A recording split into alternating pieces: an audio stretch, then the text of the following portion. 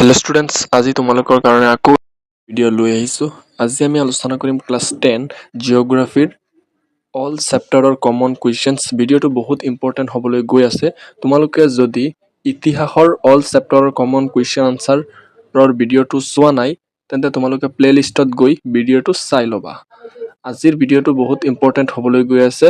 তোমালোকে ভিডিঅ'টো শেষলৈকে চাই থাকিবা আৰু ভিডিঅ'টো যদি ভাল লাগে তেন্তে ভিডিঅ'টোত এটা লাইক কৰি দিবা আৰু ভিডিঅ'টো প্ৰথমবাৰৰ বাবে চালে চেনেলটো সাবস্ক্ৰাইব কৰি দিবা। তেন্তে আহক এতিয়া আমি ভিডিঅ'টো আৰম্ভ কৰো।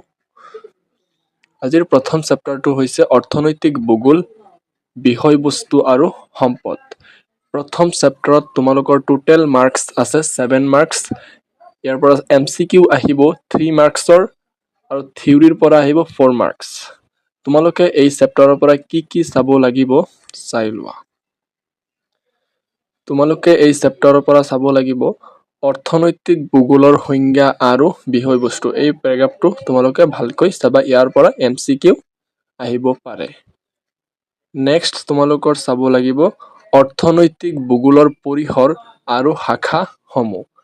এইটো তোমালোকে ভালকৈ চাই ল'বা, এই পেৰাগ্ৰাফটো ইম্পৰ্টেন্ট আছে। পিছত তোমালোকে চাব লাগিব ভূগোলৰ পিতৃ স্বৰূপ জৰ্জ চিছহমৰ মতে এখন ঠাইৰ অৰ্থনৈতিক উন্নয়নৰ গতি আৰু দিশ নিৰ্ণয় কৰাটোৱে অৰ্থনৈতিক ভূগোলৰ মূল উদ্দেশ্য।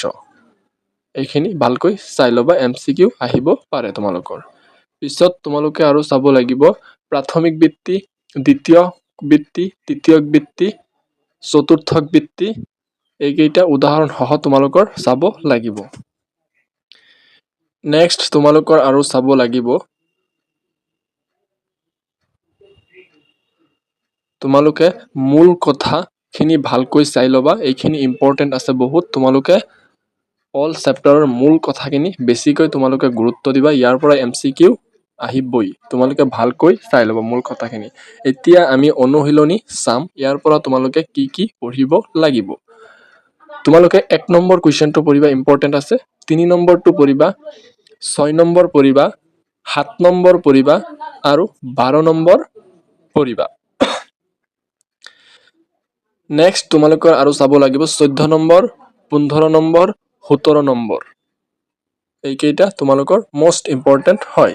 আৰু 18 নম্বৰৰ পৰা চমু টোকা লিখা, ইয়াৰ পৰা পঢ়িব লাগিব তোমালোকৰ ঘ নম্বৰটো পঢ়িবা সম্পত্তি, দ্বিতীয়টো পঢ়িবা জীৱীয় সম্পদ আৰু বৰ্কাৰ্য সম্পদ সংৰক্ষণ আৰু IUCN। এইকেইটা পঢ়িলে তোমালোকৰ হৈ যাব ইয়াৰ পৰা। আৰু 19 নম্বৰৰ পৰা পঢ়িব লাগিব পাৰ্থক্য লিখা। ক নম্বৰটো পঢ়িবা গহ পঢ়িবা জীৱীয় আৰু অজীৱীয় সম্পদ, ঙটো পঢ়িবা নৱীকৰণযোগ্য আৰু অনৱীকৰণযোগ্য সম্পদ আৰু দ্বিতীয়টো পঢ়িবা মানৱ সৃষ্ট সম্পদ আৰু মানৱ সম্পদ। আৰু 20 নম্বৰটো শুদ্ধ উত্তৰটো বাছি উলিওৱা। এইটো অল ইম্পৰ্টেন্ট। ক, খ, গ, গহ, ঙ এই 5টা পঢ়িব লাগিব তোমালোকৰ। MCQ মোষ্ট ইম্পৰ্টেন্ট হয়, ভালকৈ চাই যাবা এইকেইটা। নেক্সট আমাৰ আছে দ্বিতীয় অধ্যায় পৰিৱেশ আৰু পৰিৱেশৰ সমস্যা। এই চেপ্টাৰৰ পৰা তোমালোকে পঢ়িব লাগিব। এই চেপ্টাৰৰ টোটেল মাৰ্কস হৈছে 6 মাৰ্কস। MCQ আহিব 2 মাৰ্কসৰ, থিওৰিৰ পৰা আহিব 4 মাৰ্কস। ইয়াৰ পৰা তোমালোকে পঢ়িব লাগিব, ইয়াৰ পৰা ডাইৰেক্ট তোমালোকে মূল কথাখিনি পঢ়িবা। ইয়াতে ইম্পৰ্টেন্ট আছে, বহুত ইম্পৰ্টেন্ট হ'ব। এইখিনিৰ পৰা MCQ থাকিবই। তোমালোকে মূল কথাখিনি ভালকৈ পঢ়িবা। পঢ়াৰ পিছত তোমালোকে অনুশীলনীৰ পৰা তোমালোকে চাব লাগিব 7 নম্বৰ কুৱেশ্যনটো চাবা তোমালোকে ইয়াৰ পৰা, আৰু 8 নম্বৰ, 10 নম্বৰ, 12 নম্বৰ, 14 নম্বৰ, 16, 17, 18, 20, 22 আৰু 23। এইকেইটা মোষ্ট ইম্পৰ্টেন্ট হয় কুৱেশ্যন। এইকেইটা তোমালোকৰ চাবই লাগিব। এইকেইটা বহুত ইম্পৰ্টেন্ট হয়, তোমালোকে এইকেইটা ভালকৈ চাই যাবা। নেক্সট তোমালোকৰ তৃতীয় অধ্যায় পৃথিৱীৰ ভূগোল। এই চেপ্টাৰৰ টোটেল মাৰ্কস আছে 8 মাৰ্কস আৰু MCQ আহিব 3 মাৰ্কসৰ আৰু থিওৰিৰ পৰা আহিব 5 মাৰ্কস। ইয়াৰ পৰা তোমালোকে পঢ়িব লাগিব এই চাৰ্টটো পঢ়িবা মহাসাগৰ সমূহৰ মাটিকালিৰ বিতৰণ। এই চাৰ্টটোৰ পৰা তোমালোকৰ MCQ আহিব পাৰে। এই চাৰ্টটো ভালকৈ পঢ়ি যাবা। নেক্সট তোমালোকৰ পঢ়িব লাগিব মহাদেশসমূহৰ মাটিকালিৰ বিতৰণ। এই চাৰ্টটো পঢ়িব লাগিব, ইম্পৰ্টেণ্ট আছে বহুত। নেক্সট তোমালোকে চাব লাগিব মূল কথা। এইখিনি ভালকৈ পঢ়িবা, মূল কথা যিখিনি আছে ইয়াত বহুতো কুৱেশ্যন সোমাই আছে, ইয়াৰ পৰা পঢ়িলে তোমালোকৰ MCQ সহজ হৈ যাব। নেক্সট তোমালোকে অনুশীলনী চোৱা। 1 নম্বৰটো পঢ়িব লাগিব, 2 নম্বৰ, 4 নম্বৰ, 6 নম্বৰ আৰু 8 নম্বৰৰ পৰা তোমালোকৰ MCQ আহিব। এইকেইটাৰ পৰা MCQ আহিব। ইয়াৰ পৰা ক, উঙ, দ্বিতীয় ছ, পাৰিলে এইকেইটা শ্বৰ্ট কুৱেশ্যন হয়, গোটেইখিনি পঢ়িবলৈ চেষ্টা কৰিবা। তথাপিও মই ইম্পৰ্টেণ্ট দি দিছোঁ। নেক্সট তোমালোকৰ পঢ়িব লাগিব 9 নম্বৰটো, চমুটোকা লিখা।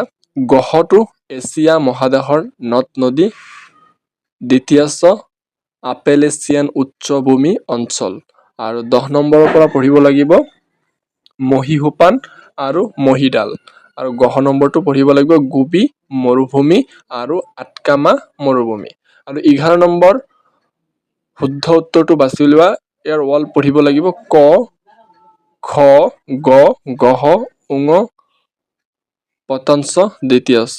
গোটেইখিনি পঢ়িব লাগিব। 11 নম্বৰৰ অল পঢ়িব লাগিব। তোমালোকৰ ইয়াত ইম্পৰ্টেণ্ট আছে বহুত, ইয়াৰ পৰা MCQ আহিব।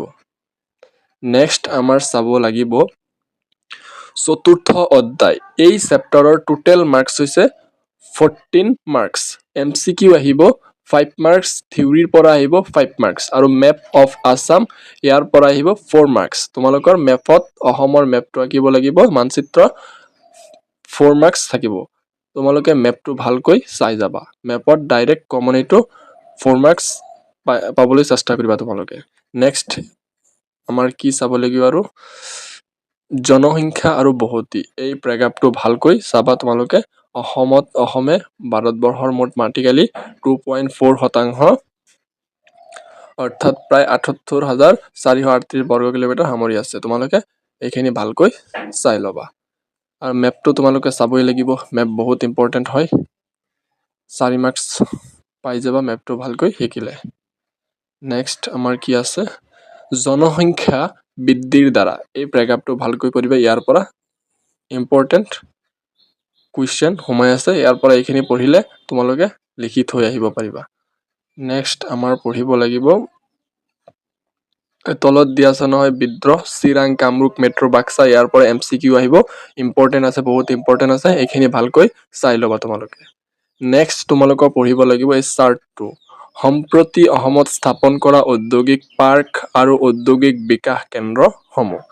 এই চাৰ্টটো ভালকৈ তোমালোকে মুখস্থ কৰি ল'বা, বহুত ইম্পৰ্টেণ্ট আছে। ইয়াৰ পৰা MCQ আহিব পাৰে, বহুত সম্ভাৱনা আছে ইয়াৰ পৰা MCQ আহিবৰ কাৰণে। এইটো ভালকৈ চাই ল'বা। নেক্সট তোমালোকৰ পঢ়িব লাগিব মূল কথা। এইখিনিতো পঢ়িব লাগিবই মূল কথাখিনি। পিছত তোমালোকে অনুশীলনী চোৱা। অনুশীলনীৰ পৰা তোমালোকৰ চাব লাগিব অসমৰ মাটিকালি জনসংখ্যা আৰু জনসংখ্যাৰ ঘনত্বৰ বিষয়ে তথ্য সহকাৰে চমুকৈ লিখা। 1 নম্বৰটো পঢ়িবা আৰু 2 number, 3 number, 4 number, 7 number, 8 number, 14 number, 15 number, 17 number, 18, 19, 22, 23, 26, 30, 32 আৰু 34। এইকেইটা মষ্ট ইম্পৰ্টেণ্ট হয়, বহুত বাছি বাছি তোমালোকৰ কাৰণে এইকেইটা ইম্পৰ্টেণ্ট দিছোঁ। তোমালোকে এইকেইটা ভালকৈ পঢ়ি যাবা। তোমালোকৰ মেট্ৰিক পৰীক্ষাত 100% কমন আহিব, তোমালোকে ভয় পাব নালাগে। ছাত্ৰ ছাত্ৰীসকল ভিডিঅ'টো যদি ভাল লাগে তেন্তে ভিডিঅ'টোত এটা লাইক কৰি দিবা আৰু ভিডিঅ'টো প্ৰথমবাৰৰ বাবে চালে চেনেলটো ছাবস্ক্ৰাইব কৰি দিবা। থেংকছ ফৰ ৱাচিং ভিডিঅ'।